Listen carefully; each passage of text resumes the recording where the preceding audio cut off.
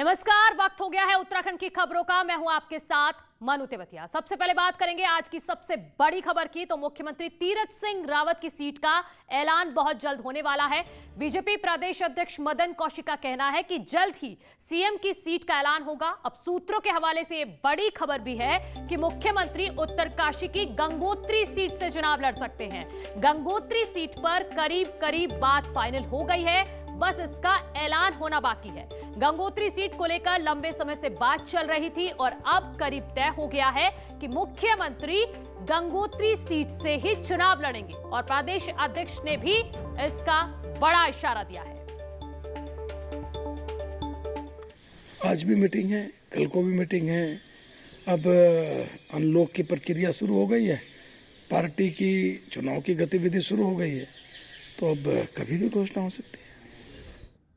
दरअसल मुख्यमंत्री तीरथ सिंह रावत का 3 महीने का कार्यकाल पूरा हो चुका है और अगले 3 महीने में मुख्यमंत्री को विधायक का चुनाव लड़ना है। अब करीब करीब ये तय माना जा रहा है कि मुख्यमंत्री गंगोत्री सीट से चुनाव लड़ेंगे, लिहाजा तैयारियों ने भी जोर पकड़ लिया है। मुख्यमंत्री तीरथ सिंह रावत को अगले 3 महीने में विधायक बनना है और इसके लिए चुनाव लड़ना है। सूत्रों की माने तो प्रदेश बीजेपी संगठन को इलेक्शन के लिए राष्ट्रीय संगठन की हरी झंडी मिल चुकी है और उपचुनाव के लिए करीब करीब गंगोत्री सीट फाइनल हो चुकी है। खबर है कि राष्ट्रीय संगठन किसी दूसरे विधायक से सीट खाली नहीं करवाना चाहता, बल्कि खाली चल रही गंगोत्री सीट से चुनाव चाहता है। यही वजह है कि मंत्री बिशन सिंह चुफाल कार्यकर्ताओं का मन टटोलने उत्तरकाशी पहुंचे हैं। वहीं प्रदेश अध्यक्ष मदन कौशिक भी मुख्यमंत्री के साथ मिलकर फाइनल तैयारी में जुटे हैं। गंगोत्री से वहाँ के हमारे जो विधायक थे, अचानक उनकी डेथ हो गई। वहाँ के कार्यकर्ताओं ने मुख्यमंत्री से मिलकर और उनको कहा कि आप गंगोत्री से लड़ लीजिए। अनेक वरिष्ठ कार्यकर्ताओं का भी इस प्रकार का मन आया है, जो वहाँ के रहने वाले हमारे जिला अध्यक्ष हैं, अन्य लोग हैं, कि आप वहाँ से लड़ लीजिए। तो अब इस पर हम लोग विचार कर रहे हैं। प्रदेश अध्यक्ष मदन कौशिक दावा कर चुके हैं कि मुख्यमंत्री के लिए 5 विधायक सीट छोड़ने की बात कह चुके हैं, जिसमें बद्रीनाथ से महेंद्र भट्ट, कोटद्वार से हरक सिंह रावत, लैंसडाउन से दिलीप रावत, यमकेश्वर से ऋतु खंडूरी और धर्मपुर से विनोद चमोली शामिल हैं। अब इसी बात को कांग्रेस मुद्दा बना रही है और सीट छोड़ने की बात को विधायकों और बीजेपी की नाकामी बता रही है। अगर बीजेपी में आत्मविश्वास होता तो किसी को सीट छोड़ने की आवश्यकता नहीं पड़ती। जो सरकार मुख्यमंत्री पर दांव खेलने में हिम्मत नहीं जुटा पा रही, या जो दल जो है मुख्यमंत्री को चुनाव लड़ाने में जो है दांव नहीं खेल पा रहा है, उसकी स्थिति 2022 में क्या होगी आप अंदाजा लगाएं। मुख्यमंत्री तीरथ सिंह रावत के दिल्ली से लौटने के बाद बीजेपी का फोकस उपचुनाव पर है और खबर है कि प्रदेश अध्यक्ष मदन कौशिक जल्द मुख्यमंत्री की फाइनल सीट का ऐलान कर सकते हैं, ताकि वक्त रहते 2022 के फाइनल से पहले होने वाले सेमीफाइनल की तैयारी पूरी हो सके। दीपांकर भट्ट, न्यूज़ 18, देहरादून। वहीं कोरोना संक्रमण कम होते ही बीजेपी अब अपने सियासी कार्यक्रमों को अंजाम देने में जुट गई है। बीजेपी इसी महीने प्रदेश कार्य समिति की मीटिंग करने जा रही है। ये मीटिंग वर्चुअल होगी। सबसे महत्वपूर्ण बीजेपी की चिंतन बैठक होगी। पार्टी अध्यक्ष मदन कौशिक का कहना है कि स्टेट लेवल पर मीटिंग का कार्यक्रम तय कर पार्टी के केंद्रीय नेतृत्व को भेज दिया गया है।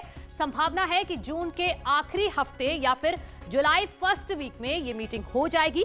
पार्टी लिहाज से ये मीटिंग महत्वपूर्ण होगी, क्योंकि इसमें पार्टी आगे का रोड मैप तय करेगी। स्तर पर उसको एक डेट फाइनल तो नहीं की, लेकिन हमने बनाकर दिल्ली भेजी है।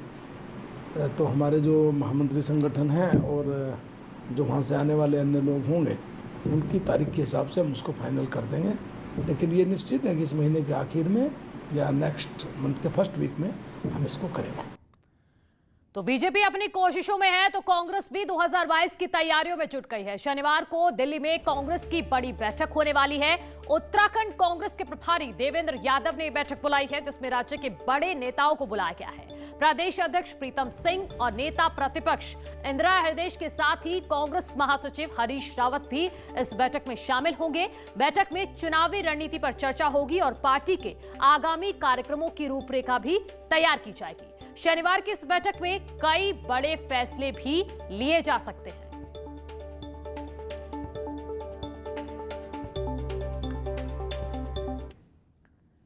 आगे बढ़ते हैं। अल्मोड़ा से बड़ी खबर है। यहां रानीखेत के पास सोनी बिनसर में भारी बारिश हुई है, जिससे मंदिर में पानी भर गया है। भारी बारिश की वजह से मंदिर की दीवार और गेट टूट गया है।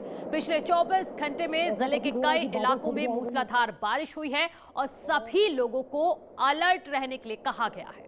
तस्वीरें हम आपको रानीखेत अल्मोड़ा की दिखा रहे हैं। एक्सक्लूसिव तस्वीरें हैं। आप देखिए कितनी मूसलाधार बारिश हुई है कि मंदिर की दीवार भी टूट गई है और गेट भी टूट गया है। सोनी बिनसर के पास भारी बारिश हुई है। तस्वीरें आप देख सकते हैं, इससे अंदाजा आप लगाइए कि कितना ज्यादा पानी। आप देख सकते हैं कि दीवार भी नहीं रोक पाए, दीवार टूट गई मंदिर की और गेट भी टूट गया है। तो आसमान से किस तरह से आफत बरस रही है रानीखेत अल्मोड़ा में, उसकी तस्वीरें एक्सक्लूसिव हम दिखा रहे हैं आपको। भारी नुकसान की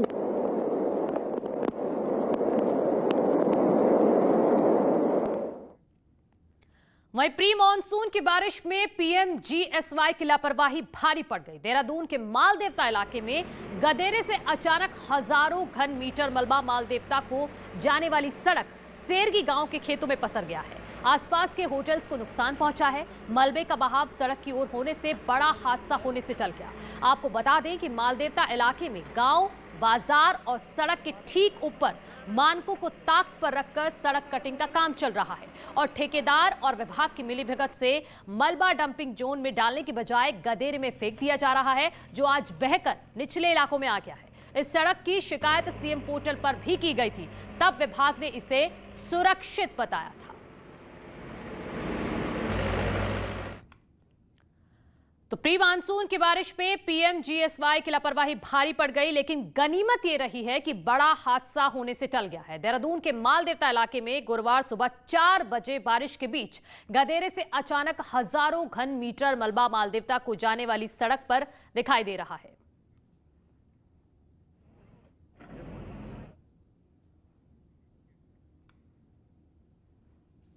तो हमने आपको तस्वीरें दिखाई कि किस तरह से गदेरे का मलबा वहां सड़क पर आ गया है। अब बढ़ेंगे आगे। बीजेपी के 2 विधायक उमेश शर्मा काऊ और कैबिनेट मंत्री गणेश जोशी भी मौके पर पहुंचे, लेकिन दोनों विधायकों की एक दूसरे से खास बातचीत नहीं हुई। गणेश जोशी ने इसे लापरवाही मानते हुए जेई को तत्काल प्रभाव से सस्पेंड करने के निर्देश दिए, तो दूसरी ओर उमेश शर्मा काऊ का कहना था कि यह आपदा का ट्रेलर है, पिक्चर अभी बाकी है। काऊ सड़क का अलाइनमेंट बदले जाने से नाराज है। पहले दिन से ही आपत्ति कर रहे हैं कि ये कच्चा पहाड़ है, क्योंकि इसकी अलाइनमेंट 2003 में दूसरी थी, उसे चेंज कर दिया व्यक्तिगत लोगों के खेतों में रास्ता पहुंचाने को। तो आज उसकी कोई व्यवस्था नहीं की। 0 से 8 किलोमीटर पर अभी तो ये छोटा है, ये तो केवल ट्रेलर है, पिक्चर आनी है। तो राज्य में भारी बारिश का अलर्ट भी जारी कर दिया गया है। मौसम विभाग ने 10 जून से लेकर 14 जून तक के लिए ऑरेंज अलर्ट जारी किया है, जिसमें कई जिलों में भारी बारिश हो सकती है। 10 और 11 को हल्की बारिश होगी, तो वहीं 12 जून को पहाड़ी जिलों में भारी से भी भारी बारिश हो सकती है। पिथौरागढ़, बागेश्वर, नैनीताल, पौड़ी, उधम सिंह नगर और हरिद्वार में भी बारिश की आशंका जताई जा रही है। उत्तराखंड में प्री मानसून जबरदस्त बारिश हो रही है और मानसून भी जल्द ही दस्तक देने वाला है। अब ऐसे में जोन 5 में बसे पिथौरागढ़ के संवेदनशील गांव जो कि विस्थापित नहीं हो पाए हैं, वहां कभी भी आसमानी आफत मौत के रूप में बरस सकती है। बॉर्डर डिस्ट्रिक्ट पिथौरागढ़ के दर्जनों गांव दशकों से प्राकृतिक आपदाओं की मार झेल रहे हैं। ऐसी शायद ही कोई बरसात हो जब यहां के गांव में आसमानी आफत न बरसी हो। बावजूद इसके अभी भी विस्थापन का मुद्दा हल नहीं हो पा रहा। जिले में 37 गांवों को विस्थापन की सूची में शामिल किया गया है, लेकिन शासन से धनराशि मिली है सिर्फ 4 गांव को।